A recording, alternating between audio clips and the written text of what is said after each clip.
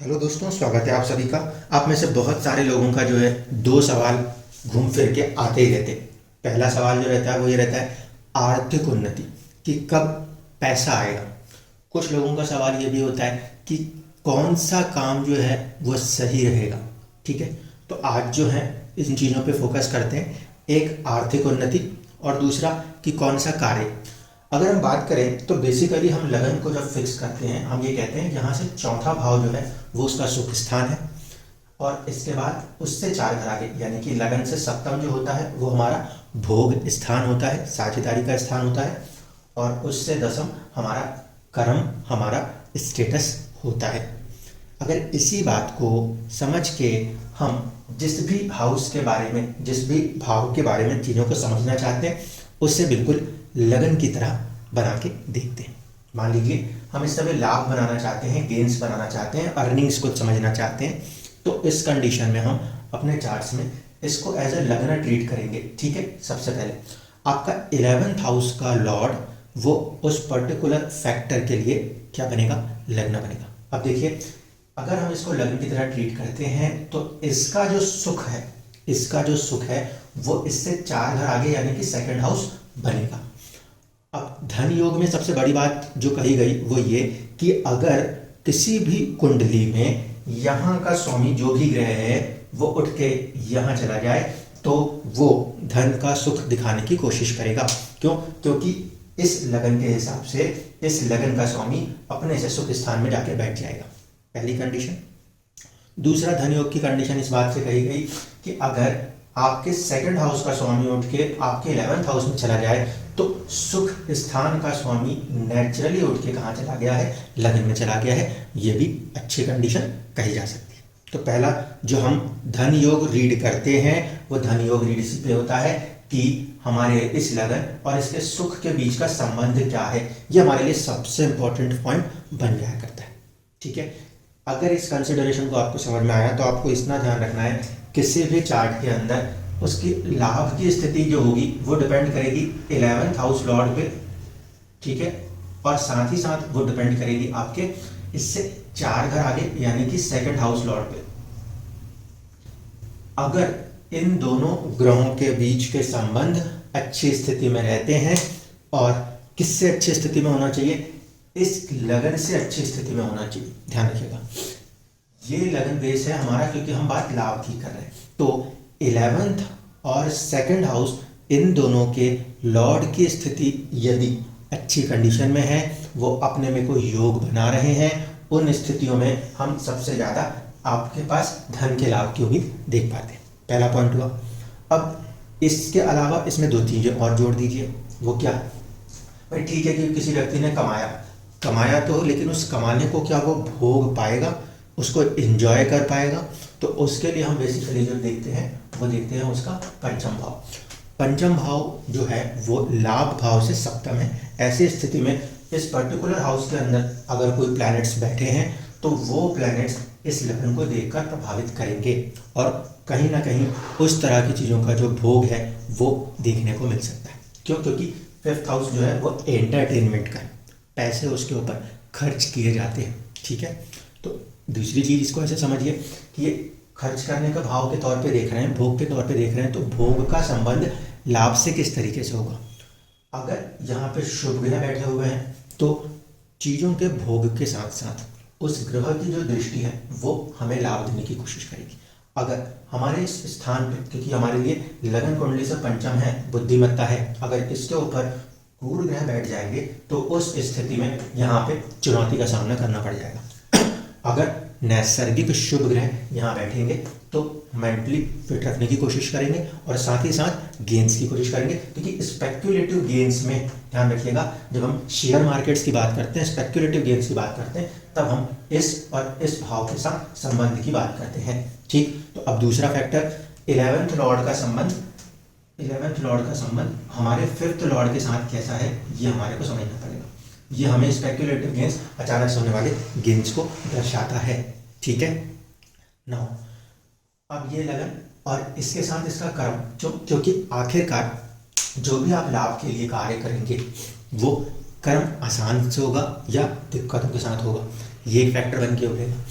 तो इसका जो लास्ट केंद्र है 10th है, और हमेशा ध्यान रखिएगा हमने कहा है हमेशा कि जो दशम है वो सबसे ज़्यादा बलवान है। क्यों? क्योंकि हम इसको सूर्योदय के आधार से देखते हैं तो हम इसको इसका बल मानते हैं। इसी तरीके से जब हम लाभ को देखेंगे तो लाभ के लिए उसका दशम वो एक इंपॉर्टेंट पॉइंट बनने वाला है। अगर इस दशम का यानी कि जन्म कुंडली से अष्टम जो है उसका या उस भाव में कुछ चुनौतियां दिखाई दे रही हैं तो सीधे सीधे समझ में आ रहा है कि आपके लाभ के ऊपर कोई ना कोई प्रभाव है। क्योंकि कोई भी ग्रह यहाँ बैठेगा, कोई भी ग्रह यहाँ बैठेगा, उसका पूरा प्रभाव इसके ऊपर होना लाजमी है। जो भी ग्रह दशम में बैठता है वो उस लगन को प्रभावित आवश्यक रूप से करता है। इसलिए जहाँ कहीं पर भी आर्थिक लाभ की बात हो रही है, हमने इसको लगन फिक्स करके रखा है, तो यहाँ पे बैठने वाला ग्रह कहीं ना कहीं से प्रभावित अवश्य करेगा। दूसरा, अगर वहाँ कोई ग्रह नहीं है तो भी इस बात को ध्यान रखिएगा, आपके इस 11th लॉर्ड का जो संबंध है वो किसके साथ समझना पड़ता है? आपको 8th लॉर्ड के साथ समझना पड़ता है। ये चार चीज़ें जो हैं ये मोटे मोटे तौर पे समझनी पड़ेंगी। इसके बाद आखिरी में एक चीज़ बन के आएगी, वो ये कि आपको लाभ होगा, कितना लाभ होगा, क्योंकि लाभ भाव से लाभ भाव ही आपका भाग्य है। लाभ भाव से लाभ भाव ही आपका भाग्य बनता है। इसीलिए जब कभी भी इस लग्न लॉर्ड का संबंध आपके 9th हाउस के साथ जुड़ता है, जब कभी भी 11th लॉर्ड का संबंध आपके 9th हाउस के साथ जुड़ जाता है, तो हम वहाँ पे कहते हैं कि व्यक्ति को जीवन में हर प्रकार के लाभ होने की संभावनाएं बन जाएंगी। क्यों?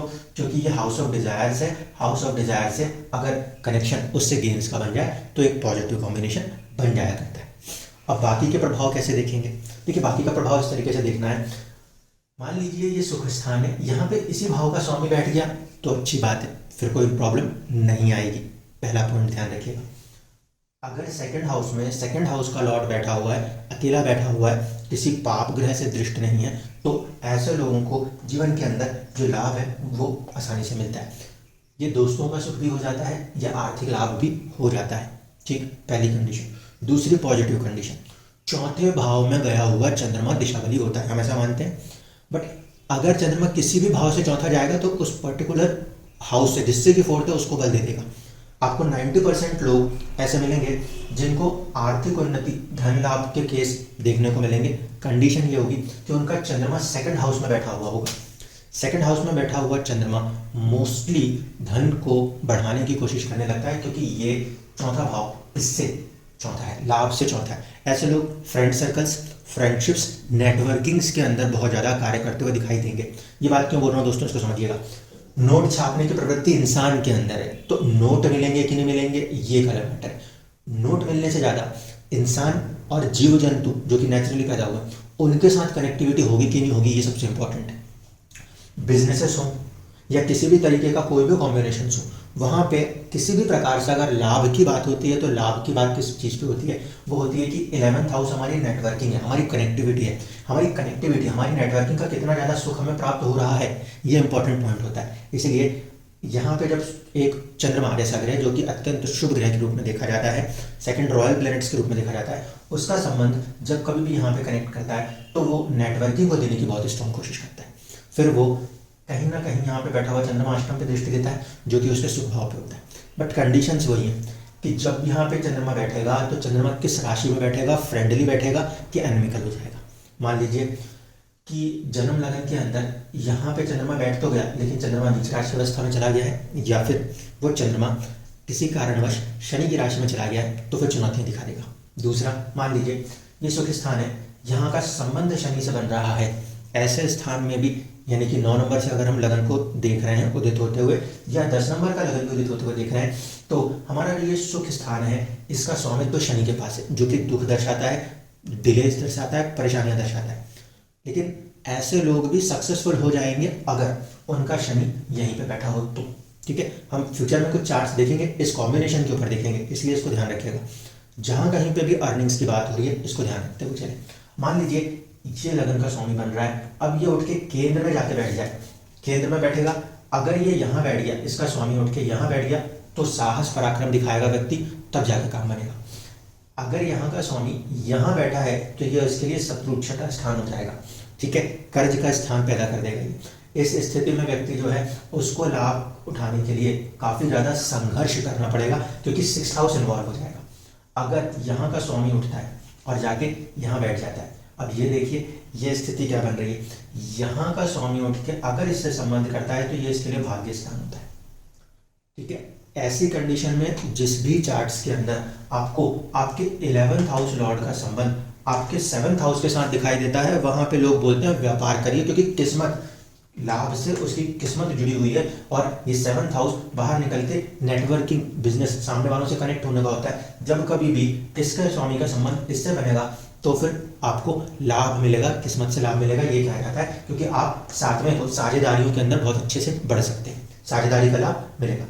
इसी तरीके से अगर इसका स्वामी उठ के मान लीजिए यहाँ पे बैठ जाए, यहाँ पे बैठेगा तो अपने से क्या हो गया, हानि स्थान में चला गया। लेकिन फिर आपको एक डिक्टम मिलेगा, अगर लाभ स्थान का स्वामी होकर कोई ग्रह दशम में बैठ जाता है तो ऐसे व्यक्ति जो है उनको राजनीति या जनता की सेवा ये वाली चीजें काम करने लगती हैं। क्यों? क्योंकि इससे देखा जाए तो ये कौन सा भाव होगा, ये होगा खर्च करने का। हमने लगन कुंडली में 12th हाउस को खर्च माना है, ठीक है ना, व्यय है। तो यहाँ पर जब ये कंडीशन बनती है और इसका स्वामी यहाँ बैठेगा तो ये होता है कि व्यय करें किसी चीज का, अपने लाभ का व्यय करें। अपने लाभ का व्यय करेंगे, जाहिर सी बात है अगर यहाँ कोई भी ग्रह बैठेगा उसकी दृष्टि इस पे होगी और ये जनता का स्थान है। तो जब कभी भी ऐसी कंडीशन मिलेगी आपको ज्यादातर जो संत साधु ऐसे लोग मिलेंगे, चैरिटी वाले लोग मिलेंगे, उनमें आप देखोगे 11th का लॉर्ड यहाँ पे चला गया। अगर इसका किसी भी तरीके से संबंध आपके इस 9th से कनेक्ट करेगा तो आपको बहुत ज्यादा गेन्स बनेंगे। अब चलिए कर्म को लेकर भी इसी बात को इसी तरीके से समझना है आपको। अगर मान लीजिए हम कोई काम कर रहे हैं, हमें अपने स्टेटस की बात समझनी है, तो स्टेटस की बात समझने मतलब 10th हाउस को हमने लगन बनाया। जितने भी लोग लाइफ के अंदर सक्सेसफुल पर्सनैलिटीज मिल रहे होंगे उसमें देखिएगा उनका 10th हाउस का लॉर्ड या तो फर्स्ट हाउस में चला जाए। ऐसी कंडीशन में काम करना है और काम करने से सुख मिलना है। लेकिन इसको ध्यान रखिएगा, इस कंडीशन में यहाँ पे कोई ग्रह बैठेगा या फिर उसके साथ कोई ग्रह बैठेगा तो वो अपने प्रभाव जरूर दिखा देगा। ठीक है, दूसरी इंपॉर्टेंट चीज है, कुंडली में जब भी कोई भी ग्रह दशम में बैठता है तो लगन को प्रभावित करता है। अगर यहाँ पे कोई भी ग्रह बैठेगा वो सीधे सीधे इसके सुख स्थान को प्रभावित करेगा, ये ध्यान रखिएगा। इसमें इंपॉर्टेंट केस जो होता है वो होता है मंगल। मंगल क्यों दशम में बहुत स्ट्रॉन्ग पॉइंट पे रहते हैं? क्योंकि मंगल जब यहाँ पे कनेक्ट होता है तो इस मंगल के कनेक्ट होने पे इसकी दृष्टि भी यहाँ पे चली जाती है, इसके सुख स्थान पे जाती है। ठीक है, दूसरा, यहाँ से जब भी मंगल कनेक्ट होगा तो मंगल फर्स्ट और एट्थ लॉर्ड के बराबर पे, तो उसकी एक दृष्टि आपको यहाँ पे प्रभावित करती है, आपके सोचने के ढंग पे प्रभावित करती है। और मंगल ऊर्जा वाला ग्रह है, इसीलिए जब हम मंगल को 10th में कनेक्ट करते हैं तो वो कहते हैं दिमाग को भी ऊर्जा रखेगा, एक्टिव रखेगा, और साथ ही साथ वो कार्य के प्रति, उसके सुख के प्रति भी जागरूक रखेगा, आलस नहीं आने देगा। इसलिए दशम में अगर मंगल बैठ गया इंडिविजुअली भी तो हम ये मानते हैं कि व्यक्ति जो है वो कहीं ना कहीं दिमाग भी लगा सकता है और एक्टिवली काम कर सकता है। दूसरी चीज देखिए, अगर 10th हाउस के स्वामी का फर्स्ट हाउस के स्वामी के साथ संबंध बन रहा है तो ऐसे लोगों को पोस्ट पोजीशंस का सुख देखने को आवश्यक रूप से मिलता ही मिलता है, पहला पॉइंट। दूसरी कंडीशन, अगर किसी कुंडली के अंदर 10th हाउस के लॉर्ड का संबंध 4th हाउस के साथ कनेक्ट हो जाता है तो ऐसे लोग अपने पोस्ट पोजीशंस का इस्तेमाल करते हुए दिखाई देते हैं। ध्यान रखिएगा, ये हमेशा एक स्ट्रॉन्ग कंसिडरेशन मिलेगा।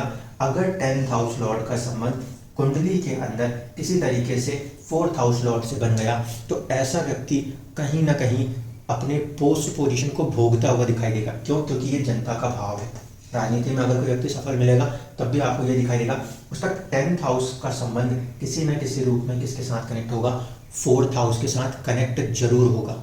ठीक है, भले यहाँ का राशि का स्वामी जाके बैठ जाए या फिर यहाँ का दशम का स्वामी जो है वो आपको 4th में आके मिल जाए।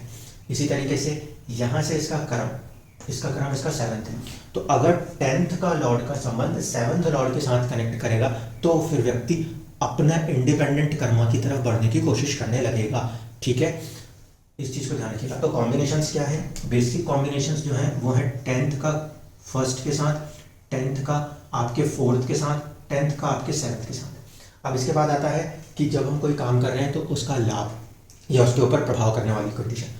कोई भी ग्रह अगर 7th हाउस में बैठा है, ध्यान रखिएगा, उसका सीधा प्रभाव आपके कार्यस्थल पे होने वाला है, आपके कर्म के ऊपर होने वाला है, क्योंकि ये स्ट्रॉन्ग हाउस होगा, 10th है, बहुत स्ट्रॉन्ग हाउस होगा, ये इस पर प्रभाव जरूर डालेगा। पहली कंडीशन। दूसरी कंडीशन, लाभ भाव कहाँ है? इसको जब हम लगन बनाते हैं तो लाभ भाव अष्टम होता है। ऐसी कंडीशन में कई बार आप चार्ट्स के अंदर जब देखते हो तो आपको दिखाई देता है कि 8th हाउस का लॉर्ड अगर 11th के साथ संबंध करता है, 8th हाउस का लॉर्ड अगर 11th के साथ संबंध करता है तो वो बेसिकली इसको फीड करने की कोशिश करता है। ठीक है, तो कई बार अष्टम का स्वामी जब 11th हाउस के साथ कनेक्ट कर जाता है उस कंडीशन में भी हमारा जो 10th हाउस है उसको एक स्ट्रेंथ मिलने लगती है। ये ध्यान रखिएगा। ये कॉम्बिनेशन क्यों? क्योंकि यहाँ से इसका लाभ भाव है और ये लाभ भाव ही हमेशा लगन से सेकंड उसको फीड करता है। बड़े खर्च करने वाले लोग देखिए, बहुत ज़्यादा कमाई उन्हीं लोगों की है जो कि अपने पैसों को पहले खर्च करते हैं फिर मुनाफा बनाते हैं। यहाँ का स्वामी और ये खर्च, तो जब ये इसको फीड करते हैं, सेकंड हाउस फीड करता है तो उनके पास पैसा आता है। उसी तरीके से अगर 10th हाउस की बात करें तो 10th हाउस को फीड कौन कर रहा है? उससे नेक्स्ट हाउस। जिन भी कुंडलियों के अंदर आपको दिखाई देता है कि 10th हाउस का लॉर्ड सेकंड हाउस में यानी कि अपने से सेकंड और 11th हाउस में गया है, वो लोग कहीं ना कहीं अपने काम, अपने स्टेटस के प्रति बहुत ज़्यादा स्ट्रॉन्ग कर्मा करते हुए नजर आते हैं। इसी तरीके से अगर कहीं पर भी इसका संबंध 10th का संबंध 8th से बनेगा तो उसको गेन्स मिलेंगे। लेकिन इसमें एक बात ध्यान रखिएगा, स्ट्रांगली ये कंडीशन में समझिएगा कि जब कभी भी ये कॉम्बिनेशन देखने को मिलेगा जो कि 8वां है, 8वां होने के कारण, लगन कुंडली से 8वें होने के कारण डिलेज का फैक्टर देखने को मिलेगा ही मिलेगा। डिलेज का फैक्टर देखने को मिलेगा ही मिलेगा। चीज़ें देरी से बनेंगी, चीज़ें काफ़ी ज़्यादा संघर्ष के साथ, बहुत खोजबीन के साथ बनेंगी, क्योंकि अष्टम का प्रभाव, जन्म लगन से अष्टम का प्रभाव दसम को प्रभावित करेगा। ये चीज़ ध्यान रखिएगा। इसी तरीके से इन हाउसेस से जो 6, 8, 12 होते हैं, इन हाउसेस से जो 6, 8, 12 होते हैं, अगर वो कंबाइंड होने लगते हैं तो थोड़ा सा चैलेंजेस बढ़ा देते हैं। ठीक है, लाभ स्थान से 6, 8, 12 मतलब 4th हाउस। ठीक है, ये जो हमारा जन्म कुंडली का 4th हाउस है ये। इसी तरीके से इसका 8 क्या होगा? इसका 8 जब हम निकालेंगे तो 6th हाउस होगा ये, और इससे 12 यानी कि 10th। ये वाले कॉम्बिनेशंस, कंडीशंस जो है वो थोड़े से चैलेंजेस जरूर दिखाएंगे। अगर आपके जन्म कुंडली में आपके 11th का संबंध 4th से बन रहा है तो ये जरूर है कि वो सुख स्थान है हमारी तरफ से, लेकिन उसके बावजूद भी उस पर्टिकुलर लग्न के लिए वो एक चुनौती बन जाएगा। इसी तरीके से अगर वो आपके 6ठे भाव में होता है तो 6ठे भाव में होने की वजह से भी देरी के फैक्टर्स बनेंगे। क्यों? क्योंकि यहाँ से अगर हम कंडीशन बनाएंगे तो ये 8वां बनता है। ठीक है, तो चार्ट्स के अंदर जब भी इस तरीके के क्वेश्चंस आते हैं कि अर्निंग्स, गेन्स या पोस्ट पोजीशंस, तो उस पर्टिकुलर हाउस को लगन बना के उनसे ये सारे फैक्टर्स को लगा के देखिए कि उन चीज़ों का सुख, उन चीज़ों का प्रभाव आपके जीवन में कितना है और किस लेवल पे कार्य कर सकता है। धन्यवाद।